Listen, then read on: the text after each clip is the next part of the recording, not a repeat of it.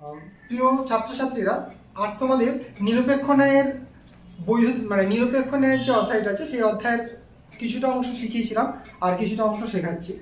কিছুটা অংশ বলতে তোমাদের নিরপেক্ষ ন্যায়টাকে কিভাবে সাজাতে হবে সেটা শিখিয়েছিলাম, আর কিভাবে বৈধ এবং অবৈধ হবে সেটাকে কিভাবে চিহ্নিত করবে, পুরো উত্তরটা কিভাবে করবে, একটা নিরপেক্ষ ন্যায়কে বৈধতার বিচার কিভাবে করবে সেটা আজকে তোমাদের শেখাবো। প্রথমত বলে রাখি, আগের দিন তোমাদের কিভাবে প্রথম আশ্রয় বাক্য, দ্বিতীয় আশ্রয় বাক্য সিদ্ধান্ত হবে সেইটা তোমাদের সাজানো শিখিয়েছিলাম। পরেরটা দেখে নাও। পরের কাজ হচ্ছে তোমাদের নিরপেক্ষ ন্যায়। আজকে ক্লাস নাম্বার ম্যাজিক ক্লাস হচ্ছে 25 নম্বর ক্লাস। পরপর ক্লাসগুলো পরপর অনুযায়ী দেখবে, 1 2 3 4 করে দেখবে, তাহলে তোমাদের বুঝতে সুবিধা হবে। নিরপেক্ষ ন্যায় বা বৈধতা বিচারের যে চ্যাপ্টারটা আছে সেখানে তোমাদের যা শিখিয়েছি আগের দিন, অর্থাৎ 24 নম্বর ক্লাসে যা শিখিয়েছি তারপরে কি তোমাদের শিখতে হবে সেটা দেখো। প্রথমে হচ্ছে এই 3টে ফর্মুলা তোমাদের মুখস্থ করে রাখতে হবে, বা এই 3টে সূত্র মুখস্থ করতে হবে। সূত্র 3টে কি? হেতুপদকে দুটি আশ্রয় বাক্যে অন্তত একবার ব্যাপ্য হতে হবে। কি হেতুপদ, কি হেতুপদ নয় আমি পরে বোঝাচ্ছি, তো শুধু এই 3টে লাইন তোমাদের মুখস্থ করে নিতে হবে। আবার বলছি, হেতুপদকে দুটি আশ্রয় বাক্যে অন্তত একবার ব্যাপ্য হতে হবে। সেকেন্ড নিয়ম হচ্ছে, যে পদ আশ্রয় বাক্যে অব্যাপ্য সেই পদ সিদ্ধান্তেও অব্যাপ্য হবে। আবার শোনো, যে পদ আশ্রয় বাক্যে অব্যাপ্য সেই পদ সিদ্ধান্তেও অব্যাপ্য হবে। 3 নম্বর নিয়ম হচ্ছে, আশ্রয় বাক্য দুটি নাবাচক হলে নমর্থক আশ্রয় বাক্য জনিত দোষ হবে। আশ্রয় বাক্য দুটি নাবাচক হলে নমর্থক আশ্রয় বাক্য জনিত দোষ হবে। ঠিক আছে, এই 3টে তোমরা মুখস্থ করে নাও। প্রথমে মুখস্থ করে নেওয়ার পরে আগের দিন তো সেটা, এবার এর পরের ধাপে আসছি। খাতায় তুলে নাও, ধীরে ধীরে করে তোমরা ভিডিওটা বারবার পোস্ট করে দেখো, সুন্দর করে সাজিয়ে তোমাদের খাতার মধ্যে তুলে নাও। হলো এটা এতটা।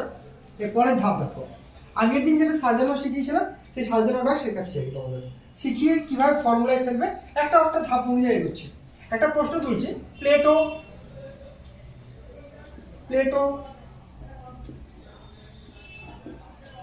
অ্যারিস্টটল নয়, অ্যারিস্টটল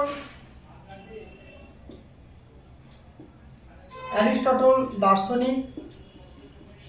খুব মনোযোগ দিয়ে দেখো প্রশ্নটা, এই প্রশ্নগুলো থাকে তোমাদের। সুতরাং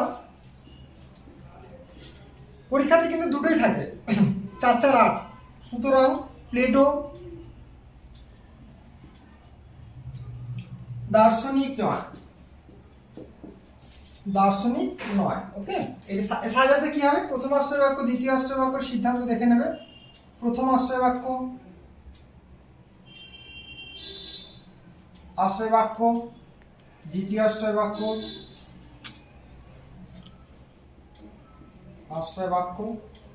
আর সিদ্ধান্ত।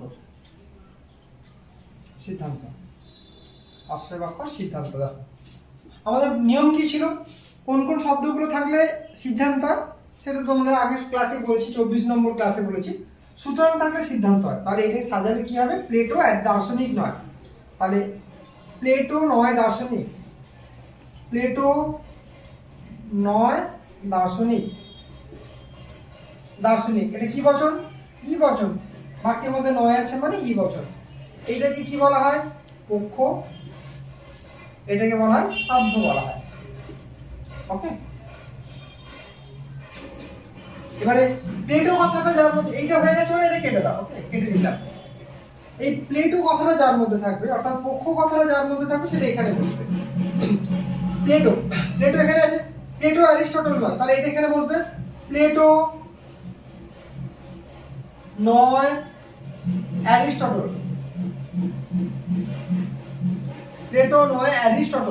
এটাও ই বচন হবে। নয় আছে মানে ই বচন। পক্ষ কোনটা? পক্ষ বসিয়ে দিলাম, আর পক্ষের সঙ্গে পাশাপাশি যেটা থাকবে সেটা নাম হচ্ছে কি হবে সেটা পরের ধাপে শেখাচ্ছে। আর কোনটা পড়ে আছে? এইটা হয়ে গেছে মানে এটা কেটে দিলাম, যেটা পড়ে আছে সেটা উপরে বসিয়ে যাবে, লাস্ট যেটা হবে সেটা দিয়ে বসিয়ে যাবে। অ্যারিস্টটল দার্শনিক, অ্যারিস্টটল হয় দার্শনিক, এই বচন। দার্শনিক কথাটা কি আছে? সাধ্য দিলাম। আর যে দুটো ফাঁকা পড়ে থাকবে সেই দুটোর নাম সবসময় হেতু হবে। এতটা সাজানো ঠিক আছে, দেখে নাও এতটা সাজানো, মনোযোগ দিয়ে সাজানোটা শিখে নাও। আবার তোমাদের সাজানোটাকে আবার রিপিট করে দিচ্ছি। সুতরাং যেটার মধ্যে থাকবে সেটা সিদ্ধান্তে বসবে, সিদ্ধান্ত বসিয়ে নেওয়ার পরে আর দুটো বসাতে কোনো তোমাদের চিন্তা নেই। প্লেটো দার্শনিক না, প্লেটো নয় দার্শনিক সাজানো হয়ে গেল। বাঁ দিকে যেটা থাকবে সেটাকে বলা হয় পক্ষ, ডান দিকে যেটা থাকবে সেটা সাধ্য বলা হয়। এই পক্ষ পথটা মানে এই পক্ষ কথাটা যার মধ্যে থাকবে, আর দুটো যে লেখা ছিল এর মধ্যে ছিল তো, এইটা তাহলে এখানে বসবে। প্লেটো নয় দার্শনিক, প্লেটো দার্শনিক নয় ছিল, সরি প্লেটো অ্যারিস্টটল নয় ছিল, প্লেটো নয় অ্যারিস্টটল বসানো হয়ে গেল। এর পরের খাপটা কি, যেটা ফাঁকা পড়ে যাবে সেটা এখানে বসে যাবে। অ্যারিস্টটল দার্শনিক, অ্যারিস্টটল হয় দার্শনিক। এবার না একটা জিনিস তোমাদের মনে রাখতে হবে, এ ই আই আর ও বচনে কোন পদ ব্যাপ্য কোন পদ অব্যাপ্য ওটা জানা মুখস্থ রাখা দরকার। রাইট রাইট ক্রস ক্রস করে আমি শিখেছিলাম না, ক্রস রাইট ক্রস রাইট। এই বচনে উদ্দেশ্য, রাইট মানে হচ্ছে ব্যাপ্য, রাইট মানে হচ্ছে ব্যাপ্য, আর ক্রস মানে হচ্ছে অব্যাপ্য। তাহলে এই বচন যেটা সেটা উপরে, এই বচনে উদ্দেশ্য পদ, এটা উদ্দেশ্যের জায়গা আর এটা হচ্ছে বিধের জায়গা। এই বচনে উদ্দেশ্য পদ ব্যাপ্য, বিধ পদ অব্যাপ্য। ই বচনে দুটো পদই ব্যাপ্য ব্যাপ্য, এটাও ই বচন ব্যাপ্য ব্যাপ্য। এটা তোমার জানতেই হবে কোনটা ব্যাপ্য কোনটা অব্যাপ্য, জানতে হবে, না জানলে কিন্তু পারবে না উত্তর করতে পারবে না। হয়ে গেছে। এবার তিনটে যে ফর্মুলা লিখেছিলাম সেই তিনটে ফর্মুলাকে দেখো। হেতুপদকে দুটো আশ্রয় বাক্যে অন্তত একবার ব্যাপ্য হতে হবে। হেতুপদ এটা একবার ব্যাপ্য হতে হবে, একবার কি দুবার হয়ে গেছে দরকার নেই, হয়ে গেছে একবারই দরকার, একবার হয়ে গেছে। তারপরের নিয়ম কি ছিল, যে পদ আশ্রয় বাক্যে অব্যাপ্য, আশ্রয় বাক্য কোনটা, এইটা আর এইটা, আশ্রয় বাক্যে অব্যাপ্য কোথায় আছে, আশ্রয় বাক্যে অব্যাপ্য এই যে অব্যাপ্য, যে পদ আশ্রয় বাক্যে অব্যাপ্য, অব্যাপ্য মানে কাটা আছে, সেই পদ সিদ্ধান্ত অব্যাপ্য হবে। সেই পদ মানে দার্শনিক কথাটা কোথায় আছে, সিদ্ধান্ত আছে, সিদ্ধান্তেও অব্যাপ্য হবে। হয়েছে কি, হয়নি, তবে ন্যায়ের নিয়মটা মানেনি, ন্যায়ের যে নিয়ম লিখেছে মানেনি। না মানলে কি হয়, মেনে যদি কোনো কাজ করে সেটাকে বলা হয় বৈধ কাজ, আইন মেনে যদি কাজ করো সেটা বৈধ, আইনটা মানেনি মানে অবৈধ। বৈধ অবৈধ ব্যাপারটা বুঝতে পেরেছো তো, আইন অনুযায়ী যদি কোনো কাজ করো সেটা হচ্ছে বৈধ কাজ, আইন না মানলে অবৈধ কাজ। তাহলে দার্শনিক কথাটার নিয়মের মধ্যে যে পদ আশ্রয় বাক্যে অব্যাপ্য সেই পদ সিদ্ধান্ত অব্যাপ্য হবে। হয়েছে, দার্শনিক কথাটা অব্যাপ্য হয়েছে, ব্যাপ্য হয়েছে, মানে নিয়মটা মানেনি, তাহলে জিনিসটা তো বৈধ হয়নি, অবৈধ হয়ে গেল, অবৈধ। তাকে নিয়ে প্রবলেম, এই সাধ্য পদটাকে নিয়ে প্রবলেম, তাহলে এর নাম হচ্ছে সাধ্য। যাকে নিয়ে অসুবিধা তার নামই দেবে, যে দোষী সাধ্য, এটা হচ্ছে দোষ, অবৈধ সাধ্য দোষ। এই উত্তর বেরিয়ে গেলে, এইটুকু করার জন্য তোমরা 4-এ 4 পাবে। এই হচ্ছে সিস্টেম। সাজিয়ে কিভাবে করতে হয় শেখালাম তোমাদের। এইভাবে পরপর পরপর কতগুলো প্রশ্ন দেবো, সেই প্রশ্নগুলো টুকটুক আগের দিন সাজানো শেখালাম, আজকে বৈধ অবৈধ কিভাবে করতে হবে সেটা শিখিয়ে দিলাম। ঠিক আছে, এরপরে হচ্ছে বৈধ হলে কিভাবে কি নাম হয়, অবৈধ হলে কি নাম হয়, পরের দিনে ক্লাসে সেটা শেখাবো। আবার বলছি দেখো, সাজানোটা শেখালাম, ব্যাপ্য অব্যাপ্য কিভাবে হয় সেটা শেখালাম, তারপর ফর্মুলা যে তিনটে অর্থাৎ ন্যায়ের যে তিনটে নিয়ম লিখিয়েছিলাম সেই নিয়ম তিনটেকে কিভাবে এর মধ্যে ব্যবহার করা হলো সেটা দেখালাম।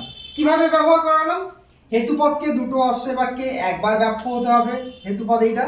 আবার বলছি দেখো, হেতুপদকে দুটো আশ্রয় বাক্যে একবার ব্যাপ্য হতে হবে, হয়ে গেছে। যে পদ আশ্রয় বাক্যে অব্যাপ্য, আশ্রয় বাক্যে অব্যাপ্য কোনটা, এইটা সাধ্য পদ, অব্যাপ্য মানে দার্শনিক পত্র অব্যাপ্য, সেই পদকে সিদ্ধান্ত অব্যাপ্য হতে হবে। সিদ্ধান্তে কি আছে, সেই পদকে ধরেছি, অব্যাপ্য কি হয়েছে, হয়নি, তাহলে এই সাধ্য পদটাকে নিয়ে সমস্যা তৈরি হয়েছে। তাহলে অবৈধ হলো, নিয়ম মানিনি মানে অবৈধ। কাকে নিয়ে সমস্যা হয়েছে, সাধ্যকে নিয়ে, সাধ্য অবৈধ সাধ্য দোষ, এইটাই হচ্ছে উত্তর। এইটা করলে তোমরা 4-এ 4 পাবে। তোমাদের উচ্চ মাধ্যমিকে এইভাবে দুটো প্রশ্ন থাকে, দুটোই তোমাদের দেওয়া থাকবে, 5 মিনিট লাগে, 5 মিনিটে 8 নম্বরে তোমরা উত্তর দিয়ে দিতে পারবে। এত সোজা, এত সুন্দর, দারুণ। আর সবশেষে তোমাদের বলে রাখি, আমাদের চ্যানেলের নিচে আমার ফোন নাম্বার দেওয়া আছে, সরাসরি আমার সঙ্গে ফোনে কথা বলবে। বুঝতে অসুবিধা হলেও করবে, না বুঝতে অসুবিধা হলেও করবে। আর কোথাও যদি আমার বোঝানোর কোথাও সমস্যা থেকে থাকে তাহলে আমাকে বলবে, আমি আরও সুন্দর করে বুঝিয়ে দেবো। যে পদ্ধতিতে বোঝালে তোমরা খুব কম সময়ের মধ্যে বুঝে যাবে সেই পদ্ধতি আমি তোমাদের জন্য ব্যবহার করব। ফোন করতে কোনো দ্বিধাবোধ করবে না, আমি তোমাদের জন্য সবসময় রাজি আছি তোমরা যাতে বেশি নাম্বার পাও, সেটাই আমি চাই সবসময়, যাতে ফিলোসফির ক্ষেত্রে কেউ কোনোদিনও তোমাদের ধারে কাছে ঘেঁচতে না পারে, এই চেষ্টাই সবসময় আমি করে যাই। অর্থাৎ ফিলোসফির ক্ষেত্রে 100% নাম্বার যাতে তোমরা পেতে পারো, সেই চেষ্টা সবসময় করবো এবং করে যাচ্ছিও। এই বলে আমি আমার এখানে ভিডিওটা শেষ করলাম।